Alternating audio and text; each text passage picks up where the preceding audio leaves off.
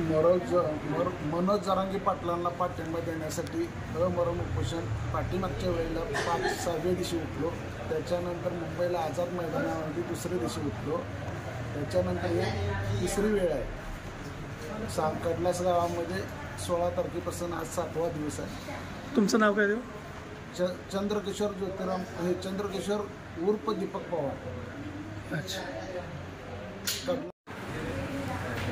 मराठा आरक्षणाचा संघर्ष योद्धा मनोज जरांगे पाटील यांनी आवाहन केल्यानुसार आमचे सहकारी समाज बांधव दीपक पवार कडलास तालुका सांगोला त्यांनी आज उपोषण सोडलेलं आहे. त्यांच्याशी संपर्क केल्यानंतर त्यांनी सांगितले की त्यांचा हॉस्पिटलमध्ये जर त्यांना त्रास होत असेल तर त्यांनी त्यांच्या कुटुंबियासाठी समाजासाठी माझी विनंती आहे की त्यांनी उपोषण सोडलं पाहिजे. असे लाखो तरुण मनोज जरांगे पाटलांसाठी हाकेला हाक देऊन आज मैदानात उतरत आहेत. हेच आमच्या विजयाची नांदी आहे.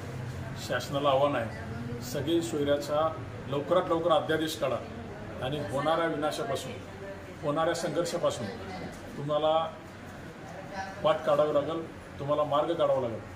जोपर्यंत तुम्ही अध्यादेश काढणार नाही असे लाखो तरुण आमरण उपोषणाला भविष्यात तुम्हाला बसलेले दिसतील. शासनाने लवकरात लवकर तोडगा काढावा व आज जो समाज बांधवांचा मान ठेवला दीपक पवार यांचं सकल मराठा समाज सोलापूर शहर व जिल्ह्याच्या वतीनं मी खूप खूप आभारी आहे. धन्यवाद. लढत राहू, जितेंगे लढेंगे हम सब जरांगे. संघर्ष योद्धा मनोज दादा जरांगे पाटील यांच्या संघर्ष यात्रेमध्ये आज माझे बंधू दीपक पवार सुरुवातीपासून उपोषणाच्या माध्यमातून हजर आहेत.